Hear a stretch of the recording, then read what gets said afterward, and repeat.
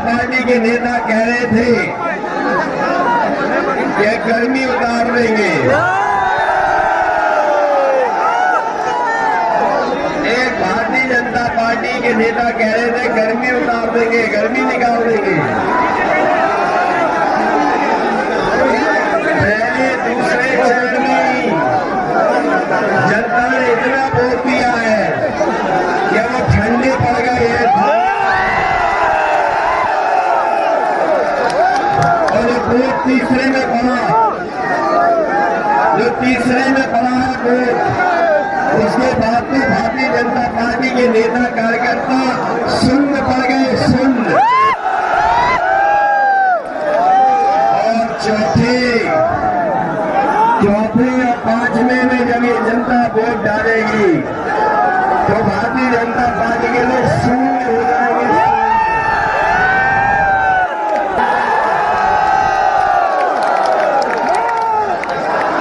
ये बाबा मुख्यमंत्री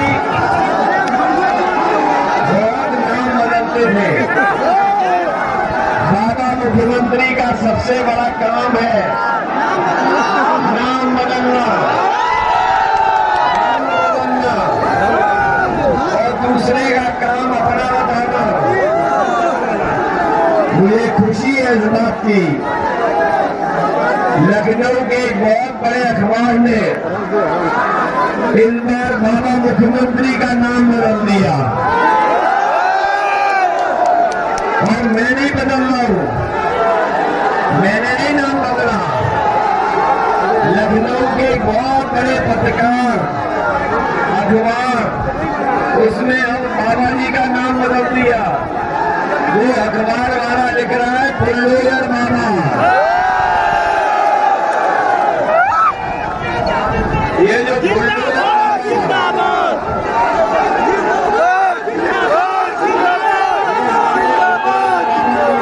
निकाल रहे थे, हम उन्हें कह के जा रहे हैं समाजवादी सरकार बनेगी तो फौज में नौकरी और पुलिस में नौकरी,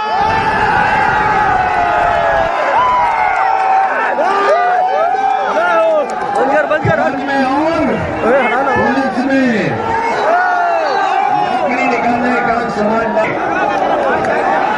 बीजेपी के नेताओं के सुने होंगे, उनके जो छोटे नेता हैं वो छोटा झूठ बोल रहे हैं, उनके जो बड़े नेता हैं वो बड़ा झूठ बोल रहे हैं। और सबसे बड़े नेता पेट्रोल 100 के पार हो गया कि नहीं हो गया, और ये सरसों का तेल महंगा हो गया कि नहीं हो गया। जब आपसे सरसों खरीदते हैं तो सस्ते में खरीदते हैं, जब सरसों का तेल बेचना होता है तो महंगा गिर देते हैं। और इधर जनता ने मन बना लिया है, जनता ने मन बना लिया है कि ये बाबा लौटने वाले नहीं है। बताओ बाबा लौटेंगे कि नहीं लौटेंगे? पहले तो ये चुनाव लड़ना चाहते थे अयोध्या से, फिर कह रहे थे कि हम चुनाव लड़ेंगे प्रयागराज से, फिर कह रहे थे देवबंद में चुनाव लड़ेंगे। लेकिन बताओ अब चुनाव कहाँ लड़ रहे हैं? चुनाव कहाँ लड़ रहे हैं?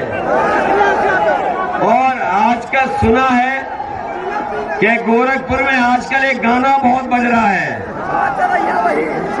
जब से ये गोरखपुर पहुंचे हैं तब से गोरखपुर में एक गाना बहुत बज रहा है, और आप लोगों ने भी सुना होगा, और लौट के आजा मेरे।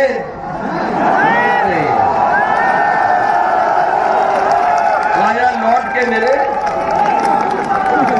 सोचिए आप, इसलिए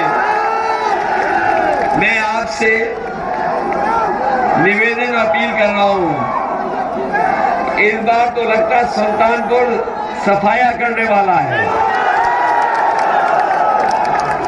और सफाया इनका इसलिए भी जरूरी है क्योंकि ये चुनाव लोकतंत्र को बचाने का है, ये चुनाव संविधान बचाने का है, ये चुनाव खुशहाली की तरफ उत्तर प्रदेश को ले जाने का है। इसलिए हम आपसे मदद करने आए हैं। जब जब जनता की जरूरत थी तब तक इन्होंने जनता को अनाज छोड़ दिया। आपने देखा वो मजदूर पैदल पैदल घर गए थे। इस कोरोना के समय पर अगर किसी ने मदद की थी तो समाजवादी सरकार के में जो एम्बुलेंस दी गई थी उसने मदद की थी। एम्बुलेंस चलती रही और जब से बाबा मुख्यमंत्री आए हैं इन्होंने हमारी एम्बुलेंस भी बर्बाद कर दी। हम अपने एम्बुलेंस के चलाने वाले ड्राइवरों को भरोसा दिला के जा रहे हैं। आपने कोरोना में बहुत मदद की गरीबों की और आज भी फोन करने पर तकलीफ और परेशानी में आप गांव में मदद करने जाते हो। समाजवादी सरकार बनेगी तो हमें चाहे एम्बुलेंस दुगनी करनी पड़े, एम्बुलेंस दुगनी करेंगे और इन ड्राइवरों की भी मदद करेंगे। इनको भी सम्मान देने का काम समाजवादी सरकार में होगा। इधर भारतीय जनता पार्टी, इनके नेताओं के आपने भाषण सुने होंगे, इनके भाषण सुने होंगे। इनके भारतीय जनता पार्टी के भाषण सुने होंगे आपने। जब से जनता ने इनकी खटिया खड़ी कर दी है, जब से जनता ने इनकी खटिया खड़ी की है तब से इन नेताओं के बयान भी बड़े घटिया आ रहे हैं। बताओ बयान घटिया आ रहे कि नहीं आ रहे? ये हमारे साइकिल, बताओ किसानों की साइकिल है कि नहीं है? मजदूरों पे साइकिल है कि नहीं है? नौजवानों आप पे साइकिल है कि नहीं है? हमारे गरीब का साधन साइकिल है कि नहीं है? बताओ साइकिल को भी बदनाम कर रही है। ये इसीलिए कर रहे हैं क्योंकि जनता ने इनकी ठाट खड़ी कर दी है, खटिया खड़ी कर दी है, इसलिए ये बयान घटिया दे रहे हैं। मैं इस मौके पर समाजवादी पार्टी में शामिल हो रही श्री अशोक सिंह जी जो भारतीय जनता पार्टी को अशोक सिंह के छोटे भाई विनोद सिंह हैं, उनका पूरा समर्थन समाजवादी पार्टी को है। वही उर्मिला उपाध्याय जिलाध्यक्ष महिला कांग्रेस शामिल हो रही है, मैं उनका भी धन्यवाद देता हूँ। राम स्वरूप शिरोमणि वर्मा जी समाजवादी पार्टी में शामिल हो रहे, बहुजन समाज पार्टी छोड़कर के मैं उनका धन्यवाद देता हूँ। धर्म वर्मा जी इनका भी स्वागत करता हूँ। मकसूद आलम खान का धन्यवाद देता हूँ। दर्शन करके आए और उनका फरसा भी देखा, उन्हें बहुत ऊंचा लगा हुआ फरसा।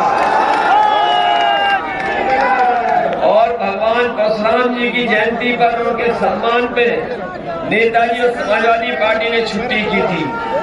आने वाले समय में भगवान जयंती की फिर छुट्टी होगी और हमारे जो गुरु हैं जो संस्कृत पढ़ाते थे हम उनका भी सम्मान करेंगे और संस्कृत के जो विद्यालय चल रहे थे उनको भी सरकार का बजट दे करके उस संस्कृत के गुरुओं का सम्मान करने का काम और संस्कृत को आगे बढ़ाने का काम करेंगे।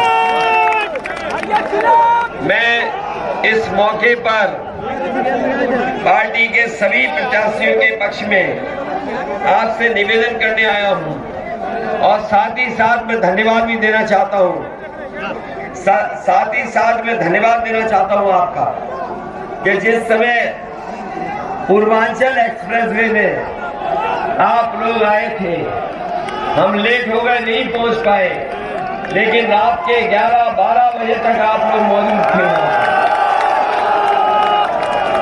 उस ऐतिहासिक कार्यक्रम के बाद भारतीय जनता पार्टी की हवा उड़ गई,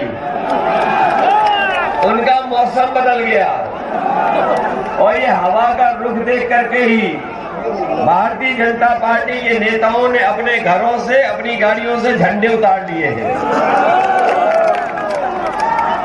मैं बधाई देता हूं आप सबको और एक बार फिर मैं आपसे अपील करता हूं कि अनूप सांडा जी को अच्छे वोटों से जिता देना, मोहम्मद ताहिर जी को अच्छे वोटों से जिता देना। संतोष पांडे जी को भी ऐतिहासिक वोटों से जिता दो। हमारे अरुण वर्मा हैं, इनको अच्छे वोटों से जिता दो। घघेलू राम जी भी हैं, इनको भी अच्छे वोटों से जिताना। कितनी विधानसभा? 500 की 5 जिताओगे कि नहीं जिताओगे? ये मान लें कि इस बार भारतीय जनता पार्टी शून्य होने जा रही है। याद रखना, इन्होंने बहुत महंगाई बढ़ाई है। याद रखना, इन्होंने बहुत बेरोजगारी बढ़ाई है और गरीबों की कोई मदद इस सरकार ने नहीं की है। ये हमारी मिली जुली संस्कृति को बर्बाद करना चाहते हैं। ये हमारी गंगा जमुनी तहजीब को बर्बाद करना चाहते हैं। ये सदियों से जो हम मिलकर के रह रहे हैं, इस ताने बाने को तोड़ना चाहते हैं। ये भारतीय जनता पार्टी के लोग झांसा देते हैं, भारतीय जनता पार्टी के लोग झगड़ा लगाते हैं। बताओ, इनको सबक सिखाओगे कि नहीं सिखाओगे? इसलिए इनकी हमारे सभी प्रत्याशी जिता देना, जिससे आने वाले समय में सरकार बन जाए।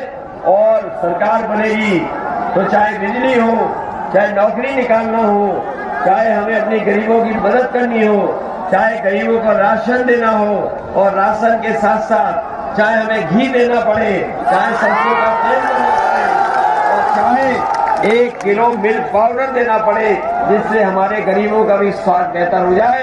हम राशन के साथ साथ घी, तेल और दूध भी देने का स्वास्थ्य बेहतर हो जाए। बहुत बहुत धन्यवाद आप सबका।